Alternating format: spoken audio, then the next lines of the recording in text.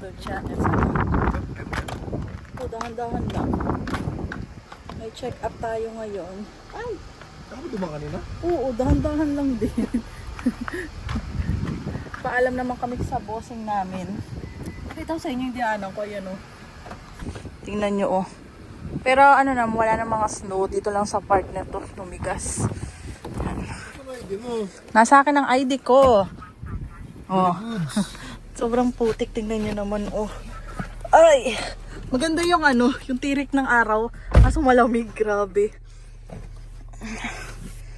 Hi baby ko. Happy 32 weeks. Malikot-likot ka na ha. Nandito na tayo guys. Lamig. So pogi. Ewan ko. Ito sa kalapit bukas sa makina. Guys, puyat ako kanina. Talagang umaaray na ako sa sakit kanina. Hindi ko maintindihan. Parang may nakiipit doon sa baba ko, sa puson. Parang may nakasiksik ba na parang nagpupush. Pero nung, ay grabe, pagising-gising talaga ako. Tapos nung parang dinantay ko na yung hita ko kay Marvin. Ayun, medyo nawala. Madaming tao ngayon ah. Naihina naman ako, kakaipo lang bago umalis eh. Dito na si Marvin oh. Dito tayo po. Ay, ang dumi ng sapatos ko. Okay lang yan. Nandito na kami guys. Tinanong ginagawa niya. Hinintay lang namin yung nurse. Papasok siya ulit dito para turukan ako. Ayan, may tuturok sa akin guys. So ayan, hello baby ko. Naglilikot ka naman? Gutom ka na ba? Maya maya, mga ano pa, 2 hours pa bago yung lunch break natin. Naglilikot ka lang naman pag gutom ako. Tapos pag busog na ako, wala, pahinga na siya. Kahapon no. Likot na likot kahapon sa pagkain. Ay, yung ultrasound ka. Ay, oo nga. Nung nag-ultrasound ako, hindi siya malikot. Ano naman siya. Hindi ko siya nakukuhaan. Dumi ng damit ko. Hindi ko siya nakukuhaan kapag ano yung naglilikot siya. Pero kahapon, no, nakita mo, likot-likot ni baby, no. Likot mo naman, baby. May umbok-umbok dyan. Gumagalaw talaga siya kahapon, eh. So you're 32 weeks right now? Yes. Okay, is this your first baby? Yes, it's our Okay, first baby. congratulations. Thank you. That's very Guys, nandito na tayo sa ano, sa room ni Doctor. Wait na lang namin. Kanina kasi nandun kami sa kabilang pinto kasi tinurakan nga ako at masakit siya. Sabi naman ng nurse na hanggang 2 days nga. Ano siya, parang nung tinurok siya, parang may umano, ramdam ko talagang pababa. Sakit. Pero kailang tiis lang. Ang baby ko ay ma-active na naman siya, oh. Hindi ko na naman. Ano, sipa-sipa, Guys, uwian na. Si Marvin pumunta lang siya sa bahay nila Ate Ma. May kukunin lang siya. Yung ano, yung in-order namin sa Amazon, kala Ate Ma namin pinadaan. Tapos pupunta kami sa Pharmacy. May kukunin kami doon. Tapos mag-check din kami. Yung check nga namin. Yung palagay dito sa tiyan. Kasi nga nasabi ko nga doon kanina na parang may pressure dito sa may baba ko. Ang sakit pa sa part na may puwerta, ganyan. Tapos ayun nga, nasabi nga sa akin na dapat daw sa mga gantong weeks na bumili na ako nung pang-alalay sa tiyan. Tapos doon nga daw meron. Tapos may nakita ko sa TikTok na ganyan din yung experience niya. Siya naman ay 35 weeks. Alalayan daw lagi na yung tiyan. Kasi nga yung baby bumababa. So yung bigat napupunta dun sa baba daw. Kaya masakit. Yes, naka-seatbelt na ako, bebe. Tapos pupunta kami sa Dalarama guys. May bibilin lang kami doon, lalagyan. Para dun sa ibang mga gamit namin. Ayusin na nga namin. Kagabi kasi naglipat-lipat si Marvin ng mga pwesto, ng mga lamesa, yung mga cabinet, ganyan. Papakita ko sa inyo mamaya. Grabe, antok ako. Tapos itong ganito ko, sobrang sakit dito sa part na to. Yung tinurukan hanggang ngayon, ay hanggang bukas pa yan. Igalaw siya ng bonggam-bongga. Ayan. Bebe yung ano ha, sa pharmacy tayo. Doon sa ibang province, ang taas na naman ng snow. Tapos dito naman sa amin ay sobrang hangin, ang lamig talaga. Sa snow, be? Ha? Sa Alberta, Taas na naman? Oo, taas na naman. Nakita ko Sure yung na mga post na pina-follow ko sa Facebook. Yan, snow na naman. Dito naman, sobrang hangin. Pero, mag-i-snow din this week, di ba, bebe? Next week ba, mataas din. Ay, pero pa rin next week. Papalit na ang gulong. Sarap tayo. Ano ba yan? Oh, papalit na si Marvin ng gulong eh. Yeah. Pero mag-i-snow pa rin. Dito lang naman tayo. Sabagay, dito lang Weekday naman naman. yun eh. Ay, anong araw mag-i-snow? Tuesday. Tuesday? Ay, di pa pumunta tayo Wednesday ng Winnipeg. Hindi na naman mag-i-snow. Wednesday, di ko alam.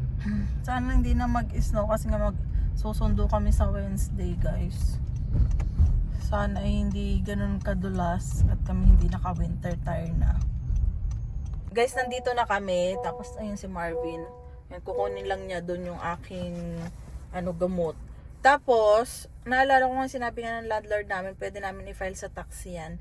Yung mga gamot-gamot, vitamins ata. Pati yung, hindi naman kami nabiyay ng malayo kasi sabi niya dati, sila kasi Kipling to Regina. So, na-file daw nila yung gas nila.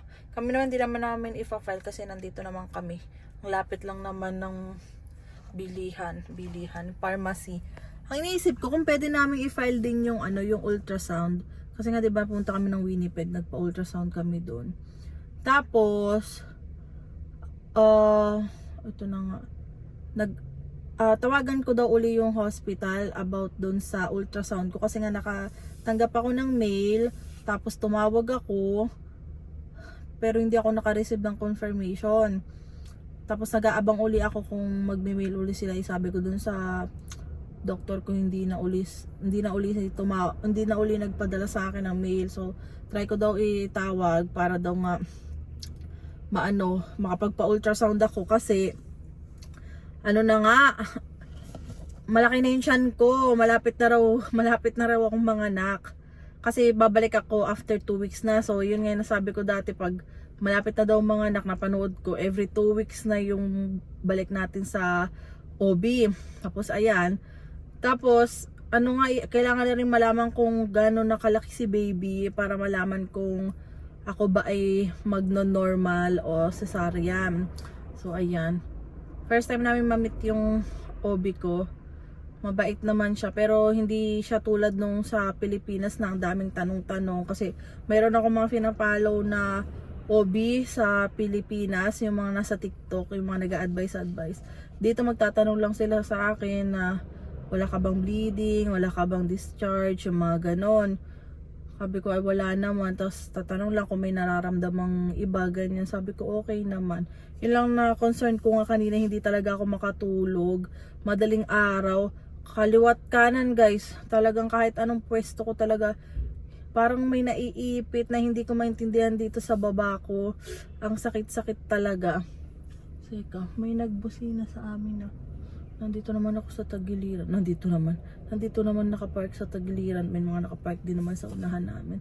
So yun, parang tumatagal si Marvin na. Nagugutom na ako, tas inaanto. Kaya puyat ako talaga ngayon. Ang hirap. Talagang umiinda ako ng sakit kanina kay Marvin eh. Tas ihi pa ako ng ihi. Si Marvin himas-himas yung tiyan ko. Tas sabi niya kanina, ang likot-likot daw ng baby namin. Sabi niya, pero nung parang gumalaw-galaw nga si baby, nawala ng paunti-unti yung sakit. Tapos nga dinantay ko na yung hita ko sa na ni Marvin, sa hita na niya, parang medyo tinagilid ko. Ay nawala yung sakit. Ay nakatulog naman ako. Pero nakatulog na ako nung oras na yun, alas 4 na, tinignan ko yung oras. Sabi ni Marvin, pumikit ka para makatulog ka. Kaya kanina nag-alarm siya ng alas 6. Di niya agad ako pinatayo, hinayaan niya muna umidlip ako. Tapos tinawag na lang niya ako, tapos naka-ready na lahat ng pagkain. Tapos yung breakfast ko naka-ready na rin. Kakain na lang ako. Yan. So, ewan ko kung nakikita nyo na sobrang hangin. Pero yung mga sanga-sanga yan, sobrang galaw-galaw na nila. Kanina may mga yung mga buhangin kasi, di ba, humahangin. So, ang daming alikabok. Ang lakas ng hangin. 3:49 na Pagka uwi, kakain lang ako or baka iidlip. Pero syempre, dadaan muna kami sa sa Dalarama. Dito na tayo. Sa Dalarama. Lamig. Ang bibiling ko. Hindi mo lag ka din. Ito yung bibiling ko. Ganire. Yan ka na ba? Okay. Laki masyado ba? Mataas masyado. Ano ba ito? Medyo mataas. Medyo mataas na. Pero medyo ang lalim ito. Mas magandang malaki. Pero lang eh. Ito ba? Ay, maikli ata to, no? Yung malalim din. Kasi parang maliit. Maganda ata yung mahaba-haba. Ano ba? Ito na. Ito. Pwede na siguro to. May hawakan ba yan? Ayun, maganda. Ang pala eh. Ilan? Gusto mo? Isa lang. Ano ba? Siya lang siguro. Pag kailangan pa, edi saka na lang magdagdag. Plastic. Oo na yan. Tara. Kamot. Ano yung ganito kataas, no? Ano? Yung baby? Papalitan ni Marvin kasi parang medyo mahuna siya. Mas maganda yung medyo makapal. Kasi lalagay ko yun dun sa ilalim, tapos hilahin ko lang siya, tapos tataas ko eh. Dati dito mo nilang nilagay, pares lang ata to eh. Oo. Ano ba? Sabi na to? Ayan na lang na. Ganon din. Ito? Oo, ganon na. Hindi, mas maano yan, mas makapal. Nabay ba? Check ka. Ano to, pang bulak? Pwede ba yung bulak ni baby dito? Kasi gusto ko pataas. Halin? Ay, may takip. Yung walang takip. Hindi mo tatakpan. Hindi ko tatakpan eh. Guys, mura lang to. $1.50. Dalawa na siya. Kami na ang next. Ito na yung mga snow. Oh. Wala. Mag-i-snow na ulit. Check ka lang. Kakapal na ulit yan. Guys, hindi na ako nakapag-update sa inyo kanina pagdating namin. Talagang sakit ng ulo ko. Tulog agad ako.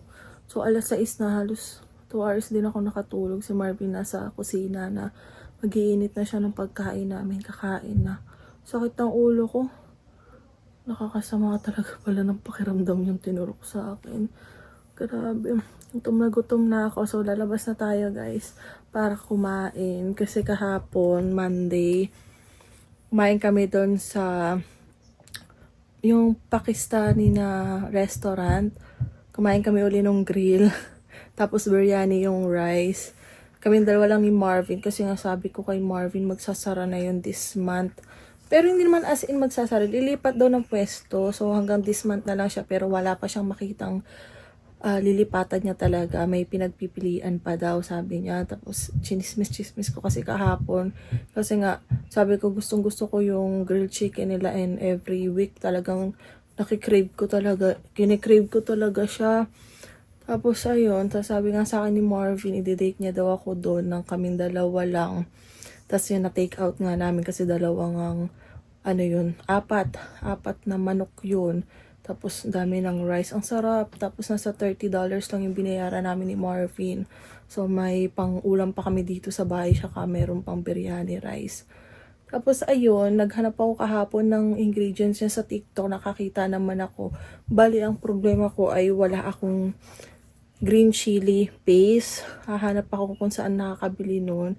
Kagabi ko lang siya ni-check. Madali lang naman pala siya. Tapos yun, i-grill lang siya. I-grill lang natin siya sa air fryer. Di, pag na-crave ako, diba? Mas gusto ko na siya kaysa sa inasal. Ang sarap talaga. Tapos yung, mas bagay pala siya sa biryani kaysa yung plain rice lang. Sa labas na tayo, guys. Ito na yung ulam ko. Biryani rice. So, isa na lang na ganito daw ang meron. Pang ulam bukas. Oo, te. Kumain kami kahapon. Kaya ba saan pumunta na kayo? Wow. Oatmeal na lang yun. Anong lasa? Lagyan niya. Nasukal yan. Anong gagawin mo dyan? Gagawin pampunas? Ah, okay. Ayan ang itsura ng kwarto namin, guys. Yung bassinet, dito talaga siya. Pero dahil nga, hirap pa akong tumayo at malaking tiyan ko, saka na lang ilalagay. So, yung space na yan, gagawin namin playpen ni baby. So, nilagay na doon yung lamesa ni Marvin, yung upuan. Medyo magulo-gulo lang ngayon. Pero pag inisod mo yung upuan doon, tapos inayos yung isang upuan, malinis na yan. Tapos pag natanggal yung ano na ni baby, tong car seat, tsaka stroller, malawag na dyan. So, dito nilagay ni Marvin to. Sobrang kalat pa, guys. Kagabi lang yan, hindi ko pa naayos. So, kaya ako bumili nito. Dito ko ilalagay yung mga skincare. Yung mga panglagay ko sa chan ko, lotion, yung oil. Tapos, parang hindi ko alam kung saan ko siya ilalagay. Dito sa ilalim siguro. Kasi ito, itong tatlong to, diyan ko na ilalagay ibang kailangan ni baby. Saka yung humidifier dito sa taas. Yung thermos, ano yun? Parang thermometer. Yan, dyan namin lalagay sa taas yan ni Marvin. So, tatanggalin ko lahat yan. Lahat yan para kay baby na. Yan, para malapit. Tsaka ito yung, hindi pa namin nalalaban din tong kumot na regalo sa amin para kay baby. So, yung mga skincare ni baby, mga wipes, nandyan na siya. Tapos, itong nasa ilalim, ito yung nabili namin sa ngayon binibilhan natin lagi, bebe. Nalimutan ko na yung parang, saan natin nabili itong upuan? Ito yung upuan ni baby, yung parang pang camping, guys. Ha? Basta may binibilang kami nun sa Regina, lagi namin pinupuntahan ni Marvin. Yung minsan may $1, $10. $10 lang namin ito nabili. Yung upuan na yan, ba? Diba? Nagmamanifest pa kasi kami last year, so bumibili kami ng paunti-unting gamit ng bata. So, ayan yung upuan. Ayan. Lumuwag na naman siya. Tapos ito yung kumot namin. Ayan. Maglilinis pa kami. Tapos si Marvin nakailang ano na nga siya. Vacuum dito ngayong week na to. Magbabacuum na naman uli siya. Kaya ayan. Tapos guys, maya-maya liligo na rin kami ni Marvin. Nagbukas na kami ng heater para medyo mainit dito sa kwarto. Kasi nga pag gantong ano na gabi, medyo malamig na dito sa basement. Kaya nagbukas kami ng heater. Pero papatayin din namin. Pagkatapos namin maligo kasi sobrang init naman niya. So ayun. Bali 32 weeks na ako. Next week 33 na guys. At sabi na nga nung aking OB na kailangan na naming maghanda. Ito. Kaya next week pagpunta namin ng Winnipeg, bibili na kami ng sabon ni baby, no? Oo. Sabon ni baby para malabhan na namin. So sana dumating agad yung mga in-order ko sa Shein na ibang gamit ni baby. Tapos bumili nga din ako ng pang tulog, dress na susuotin ko sa hospital. Tapos ito, bala ko siguro ito susuotin ko kasi komportable din ako kaya isa lang yung binili ko. Tapos, ano pa yung mga kailangan pa akong bilhin para sa akin yung diaper para sa akin. Yun, diaper. Diaper? Oo, yan. Diaper ka? Magda-diaper ako. Ayaw mo ba? Tapos, ang gagamitin kong bag yung gray kong bag. Lagi kong bit-bit noon. Backpack. Tapos yung kay baby, ito gray din. Hindi ko alam kung lalaban pa namin itong bag ni baby. Yung akin lalaban ko siguro kasi nakatambak na yun eh. Tagal na yung nakatambak, hindi pa ata uli nalalaban. Parang huling laba pa nun last year. Kaya kailangan kong laban talaga guys. So ayun, medyo kinakabahan na. Tapos kailangan mag-ingat-ingat na rin daw ako kasi itong third trimester, syempre ito yung isa din sa mga masiselang week na. Kasi ang dami ko nakikita na preterm labor. Kailangan daw wag na masyadong galaw ng galaw. Tapos ayun, hanggang ngayon di pa rin ako makapag-isip kung kailan ako magma-maternity leave guys. Yung mama ko, siya ka mama ni Marvin, yung sinare nga ng mama ko na parang inabutan siya ng pagputog ng panubigan sa work na niya, office job pa nun si mama. Tapos mama ni Marvin ganun din, nasa office din. Sabi ni Mama Aida, di ba, naabutan din siya sa office na pumutok yung panubigan. Tapos pag uwi sa bahay, ayun, dumudugo na nga daw. Ay ngayon, di ba nga nasa office nga ako guys, iniisip ko kasi kung sabi naman kung di naman daw mabigat yung trabaho ko, okay lang namang dire-diretso ako. Gusto ko kasing isagad kasi ayoko maiwan dito sa bahay. As in mag-isa lang kasi ako dito. Si Ate Mary lagi din sa work. Si Marvin nasa work. Maghapon lang ako dito. Pero iba na yung antok ko ngayon. Grabe, antok na ako. Gusto ko na lang laging humiga, matulog. Tapos pag nag-start na ako ng 36 weeks ata, doon na ako maglakad-lakad na talaga guys. Magpapatagtag na tayo. Pero gusto ko talaga isakto sa birthday ni Marvin eh. Isakto na natin sa birthday ni Marvin para isang handaan na. Di ba? So, naglilinis siya ng bintana. Ayan, oh. Masipag siya ngayon. Linis-linis. Madami pang lilinisan kasi mag-i-steam. Ano nga i-steam natin, be? Mag-i-steam pa tayo. Ito, yung bassinet ni baby. Mag-i-steam pa namin. Tsaka itong higaan, i-steam din namin. Yung unan, i-steam namin. Pero kung medyo mainit-init na, guys, ngayong May, siguro palabas ko kay Marvin tong mga una namin para mainitan. Ano, lahat-lahat, no? Ano, bago ako mag 36 weeks. Kasi anytime, syempre, pwede na tayo doon, mga anak. Next month, pwede na tayong mga anak, guys. Kasi, 36 weeks na ako first week ng May, 'di ba? Kaya ayun. So hanggang dito na lang siguro yung vlog natin, guys. Papahinga lang ako ng konti tapos maliligo na kami ni Marvin. Ayan, kasi gusto ko na rin matulog. Masakit pa rin yung ulo ko. Tapos yung braso ko medyo nagagalaw ko na siya ng kauntian pero ayaw ko siyang madadantayan kasi masakit. Ayun. So mag-ayos din ako mamaya, aray ko.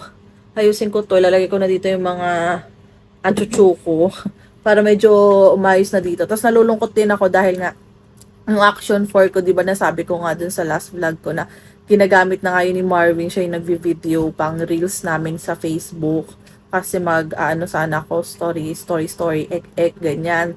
Ang nangyari, kahapon, nung itatry ko, inopen ko siya, bigla na siyang nakalagay na kailangan ko siyang i-reformat. Ay, bakit? Sabi ko, hindi siya compatible yung memory card doon sa Action 4 kasi masyadong malaki, 500 plus yung GB niya. Dapat mga 200 lang. So, ayun. Papatry ko sana sa kay Marvin i-connect sa laptop niya kaso wala pala kaming, card reader ba. So, baka kailangan ko na i-reformat. Kailangan na nating tanggapin na hindi ko na makukuha yung video doon nung mga nakaraang araw. Gawa na lang uli ng bago. So, baka bili na lang kami ng bagong memory card. Benta na lang namin sa marketplace tong 500 plus. Dalawa pa naman tong 500 plus yung maliit na memory card. Pinabili ko to sa Pilipinas. Ayun. Hindi rin siya pwede to sa CCTV namin kasi masyado din siyang malaki. Kailangan mga 100 to 200 plus lang. Kaya, ayun. Walang choice. Kailangan nating bumili. Ito kailangan talaga namin CCTV kasi babantayan nga ako ni Marvin Johnson ng anak ako. Babantay-bantay siya. Titingin-tingin siya sa CCTV habang kami dalawa lang ni baby ang nandito sa bahay.